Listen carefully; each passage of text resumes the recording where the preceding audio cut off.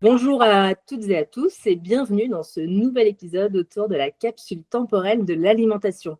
Aujourd'hui, on va découvrir la vision de Sabaro, une entreprise historique que vous connaissez peut-être, innovante et engagée, qui a glissé dans notre capsule temporelle de l'alimentation une réflexion riche sur ce que sera l'alimentation en 2033. Donc avant de rentrer dans le vif du sujet, est-ce que vous pourriez rapidement nous présenter Sabaro, Laura, Sarah, aujourd'hui en quelques mots, l'entreprise, ses produits et votre rôle dans l'organisation? Alors, Sabaro est une entreprise familiale créée en 1819, donc elle a aujourd'hui un peu plus de 200 ans d'existence. C'est une entreprise familiale qui est aujourd'hui dirigée par Antoine Wastner, qui est la 7e génération de la famille. Nous sommes spécialistes des légumes secs, céréales, champignons sylvestres et escargots. Nous avons 2 produits phares que sont la lentille verte du Puy, AOP, et le petit épeautre du Velay. Et alors moi, je suis Laura et je suis responsable marketing pour l'entreprise. Bonjour, du coup, je suis Sarah. Moi, je suis en charge de la communication, donc tout ce qui est réseaux sociaux, site internet et des événements. Super, très clair. Merci à toutes les deux. Pour commencer, est-ce que vous pouvez nous dire ce qui vous a inspiré en participant à ce projet? Oui, disons que voilà, comme je vous le disais, on est une entreprise qui accompagnons les Français depuis un peu plus de 2 siècles dans leur alimentation. Et on trouvait aujourd'hui important de se questionner sur ce que serait l'alimentation de demain pour pouvoir les accompagner au mieux et anticiper les besoins futurs et les attentes qu'ils peuvent avoir en matière d'alimentation. Et on sait aujourd'hui que le végétal prend une part importante au cœur des repas des Français.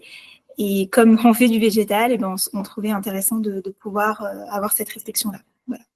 Oui, et le but aussi, c'était d'intégrer un collectif, en fait, avec des marques qui ont des valeurs similaires aux nôtres et de pouvoir permettre de soulever cette question de l'alimentation de demain. Et ça nous a permis aussi de faire participer nos salariés, parce qu'on les a sollicités via une boîte à questions pour savoir comment ils voyaient justement leur alimentation dans 10 ans. Et voilà, on a pu avoir un retour là-dessus. Une des premières parties du contenu de la capsule temporelle, c'était votre vision de ce que le Français consommera en 2033, dans 10 ans en fait. Et ce qui ressort clairement, c'est la notion de produit brut. Est-ce que vous pouvez nous en dire un peu plus? Donc oui, en effet, en 2024, on s'est rendu compte que voilà, les Français changent leur manière de consommer. 24% d'entre eux disent avoir changé leurs habitudes alimentaires pour différentes raisons, des raisons santé, des raisons économiques, mais aussi leur volonté d'avoir moins de produits transformés. Donc pour leur santé, mais aussi pour l'environnement, pour avoir un impact positif sur le développement et sur l'environnement. Et donc c'est là qu'on se rend compte que les produits bruts ont toute leur place, puisque aujourd'hui on souhaite savoir un peu plus ce que l'on mange et donc limiter les aliments ultra transformés. Surtout qu'il y a eu une période avec le Covid où effectivement les Français sont repartis sur la cuisine et la cuisson, les recettes à partir d'éléments bruts, mais ça reste quand même quelque chose que les Français ne font pas au quotidien. Qu'est-ce qu'il faudrait aujourd'hui pour que ces aliments bruts, en tout cas non transformés, puissent être plus mis en valeur, selon vous? On se rend compte de manière générale qu'il y a un déficit d'information. Les gens ne savent pas forcément comment les préparer. Ils ont toujours l'image de produits longs à cuire, à tremper, alors que aujourd'hui, en fait, les marques sont moteurs et proposent de plus en plus des produits qui vont être faciles à cuisiner, des produits, des mélanges par exemple qui vont être prêts en 8 minutes, qui sont tout aussi bons nutritionnellement, qui sont juste, nous par exemple, on a des préparations pour galettes végétales qui se préparent en 8 minutes. Tout est prêt en fait, on a juste à les réhydrater. C'est des produits naturels, bruts.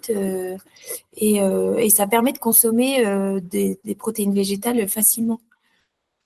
Mais d'ailleurs, j'ai été, en tant que juré du CIAL, j'ai effectivement eu la chance de découvrir votre lauréat des galettes végétales Sabaro, que vous pouvez retrouver sur le site Pendant Demain, si vous voulez plus de détails.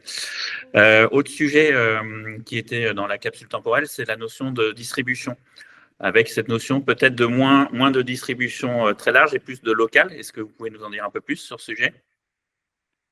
Oui, c'est vrai qu'on imagine l'alimentation de demain peut-être plus axée en direct avec les producteurs. Donc oui, la grande distribution sera toujours présente, bien évidemment, mais on commence à le voir parce qu'aujourd'hui, les Français veulent savoir ce qu'ils consomment et ils sont curieux de la manière dont les aliments arrivent dans leur assiette.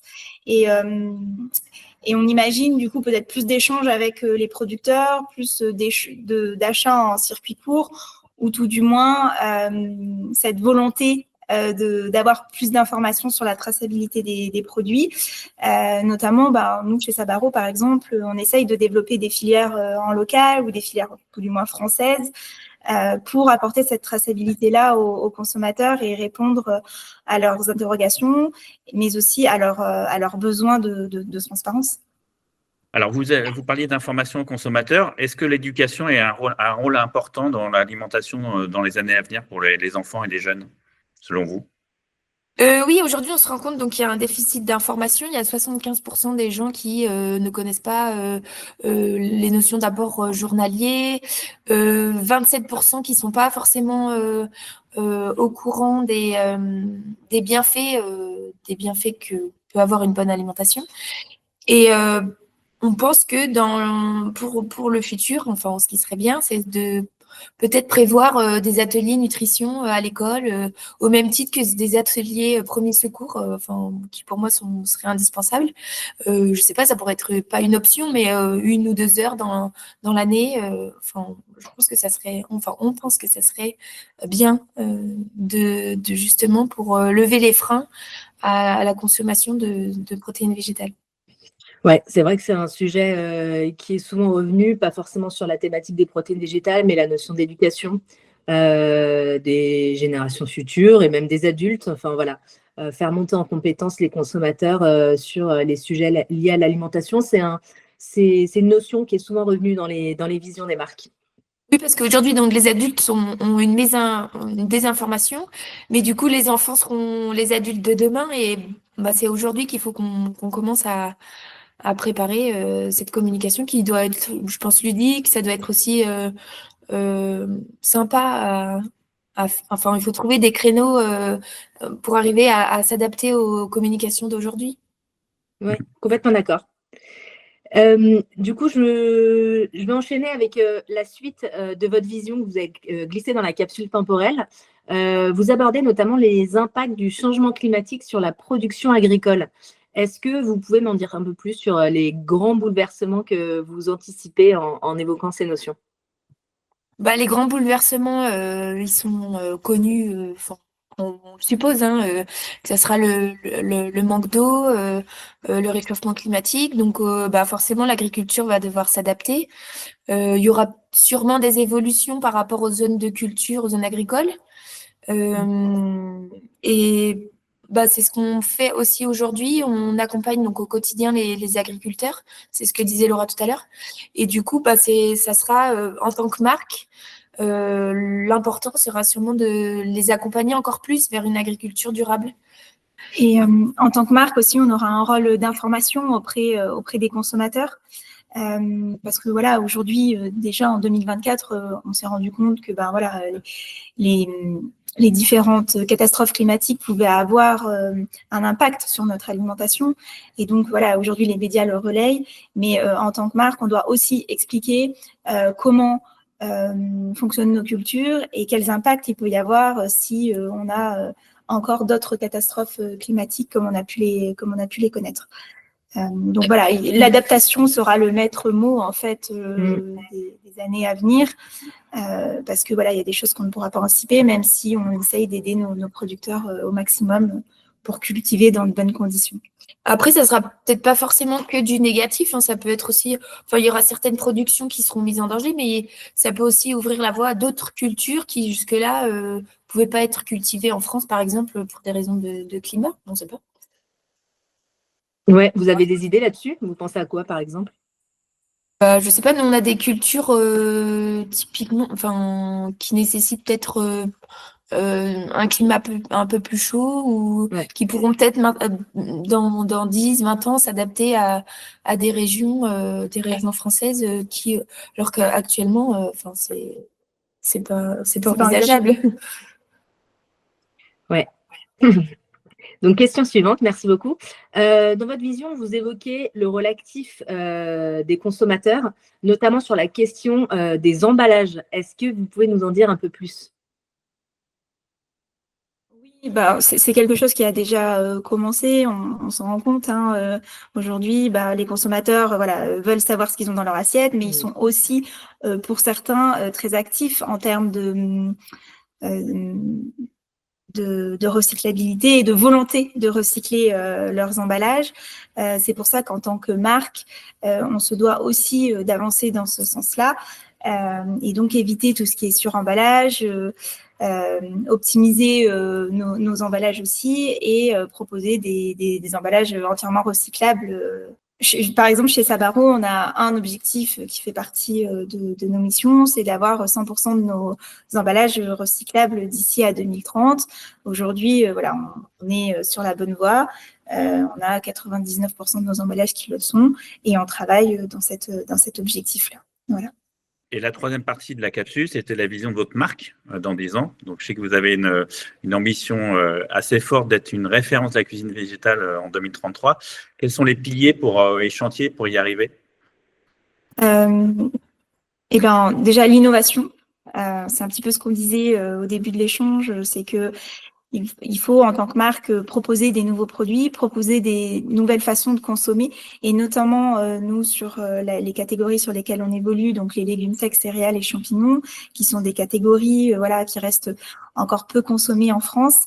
Il faut qu'on propose des nouveaux usages, des nouveaux modes de consommation et qu'on donne envie aux consommateurs d'en consommer parce qu'en plus, c'est bon pour lui, c'est bon pour la planète. Donc, l'idée, c'est vraiment innover. Un deuxième point, c'est le soutien aux filières locales, à nos producteurs. Ça aussi, on l'a abordé avec cette volonté de consommer français, la volonté de consommer local également. Et donc, tout en essayant de développer encore plus de filières, nous en Haute-Loire ou en France, tout du moins. Et puis, il y a aussi le point sur la biodiversité. Préserver, valoriser nos produits et nos graines issues de la cueillette, nos objectifs. Voilà, on parle de transition alimentaire. Qu'est-ce que concrètement ça évoque chez vous, chez Sabaro, chez les collaborateurs et dans votre stratégie, la notion de transition alimentaire? Nous, la transition alimentaire, elle est au cœur de notre mission. On souhaite inciter les consommateurs à consommer des protéines végétales pour avoir un régime alimentaire durable. C'est un engagement que l'on porte maintenant depuis 1819 et qui est plus pertinent que jamais à l'heure où on se parle, en fait, et face aux défis qu'on peut connaître. Et je permets de rebondir, c'est ce que vous parliez de peut-être que c'était pas encore peu consommé ce type d'alimentation en France. Vous avez des exemples à l'étranger ou des pays qui sont en avance sur ce sujet? En France, si vous voulez, sur les légumes secs, un Français moyen va consommer 2 kilos par an. Quand dans les autres pays européens, vous êtes sur une moyenne de 7 kilos. Donc, on voit la marche qui nous reste à gravir, mais c'est pour ça que chaque nouveau produit, chaque communication que l'on fait, et justement, il y a par exemple la Fédération nationale des légumes secs qui communique auprès du grand public sur les bienfaits de ces produits-là, ça nous aide aussi à démocratiser et à aider les consommateurs à savoir comment cuisiner ces produits. Ok, super. Merci à toutes les deux. Alors, je rappelle, Sabaro est une entreprise à mission. Est-ce que vous pensez que ce modèle deviendra la norme dans l'industrie agroalimentaire? On pense que le rôle d'une marque, c'est aussi d'aller au-delà de sa propre activité, en fait, et de rayonner positivement sur plein de critères, en fait. C'est avoir un impact positif sur l'économie locale, l'environnement. Oui, on essaye d'avoir un impact positif qui va au-delà de notre activité, en fait. Donc, c'est par exemple solliciter en priorité des prestataires locaux pour des besoins qu'on va avoir en packaging, en impression. On va être mécène, partenaire de beaucoup d'événements locaux, sportifs, culturels, associatifs. Ça va être aussi pour la démocratisation de la consommation des légumes secs et des céréales dont on parlait tout à l'heure, c'est travailler là, cette fois-ci, sous la casquette de la Fédération nationale des légumes secs, pour démocratiser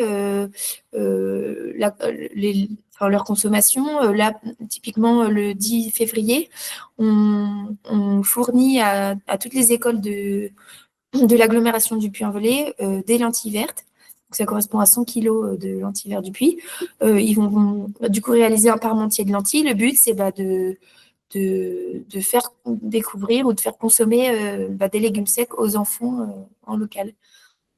Merci à toutes les deux de nous avoir partagé votre vision de l'alimentation dans 10 ans. Avant qu'on puisse conclure, est-ce que vous avez un message à faire passer à ceux qui nous écoutent aujourd'hui, que ce soit les consommateurs, les professionnels, les distributeurs, etc. Je pense que voilà, chacun d'entre nous a un rôle à jouer dans la transition alimentaire, en consommant mieux, en consommant végétal et en consommant durable. À quelque part, on construit ensemble le monde de demain et un avenir meilleur pour nous et notre planète, parce que voilà, consommer végétal, c'est bon pour soi, c'est bon pour l'environnement. Donc voilà, allez-y. Merci à toutes les deux. Pour les prochaines ouvertures de capsules temporelles, je vous invite à vous abonner à la chaîne YouTube sur laquelle vous regardez cette vidéo. Et je vous dis à très vite. Bonne journée.